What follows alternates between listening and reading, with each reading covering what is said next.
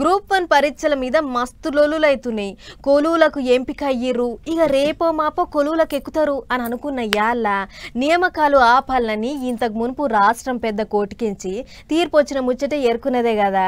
ఆగో దాని మీద మస్తు రంది పడ్డారు ఎంపికైనోళ్ళు. వాళ్ళ అమ్మ నాయనలు కూడా రోడ్ల మీదకి వచ్చి గోడెల బోసుకుర్రు కూడా.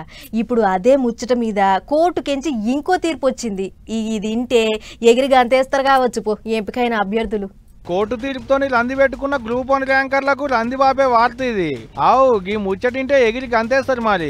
ఇక వచ్చిన కొలువు పోతుంది అనేటి లందేం లేదు తీయాలి. ఎవరి కొలువు వాళ్ళకే అన్నట్టు మల్లోపల్లి తెలంగాణ హైకోర్టుకించి తీర్పు వచ్చింది. ఇక నిరుడు గ్రూప్ 1 పరీక్షలు పెడితే ఓ 6 నెలల కింద రిజల్ట్ వచ్చింది. అందులో కొంతమందికి ర్యాంకులు వచ్చినాయి, చదువుకున్న సర్టిఫికేట్లు తనిఖీలు చేసిరు కూడా.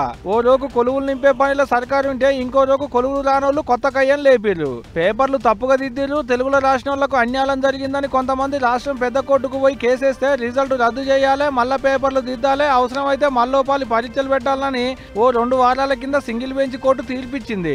గాదాని మీద ర్యాంకులు వచ్చిన వాళ్ళ అమ్మ నాయనలు రోడ్డెక్కి గోడెల పోసుకురు కూడా.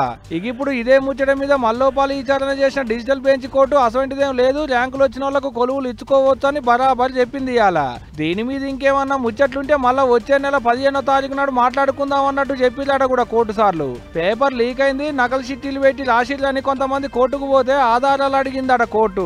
కోర్టోళ్ళు అడిగినట్టు ఆధారాలేం చూపెట్టకపోయేటాళ్ళకి ఇక గీ తీర్పిచ్చిరు అన్నట్టు. ఇప్పుడు గీ ముచ్చట బయటకు వచ్చుడే ఆలస్యం. ర్యాంకులు వచ్చిన వాళ్ళ మురిపోయి చిన్నగా లేదు. మళ్ళా ఇంతకు మునుపు కొలువు వచ్చిందనేటి ముచ్చట ఎలికైనాక ఆ మురిపోయి 4 గొత్తులు కూడా లేకుండా చేసిర్రు. మళ్ళీ ఇప్పుడేం చేస్తారోనని ఇట్ట కొంత భయపడుతున్నాడ పాపం వాళ్ళ అమ్మ నాయనలు. మరి చూడాలే ఈ పాలికన్నా నిమ్మలంగా అవుతుందో లేకుంటే మళ్ళీ ఏమన్నా కయ్యం కాస్తారో అనేటిదిగా రేపు.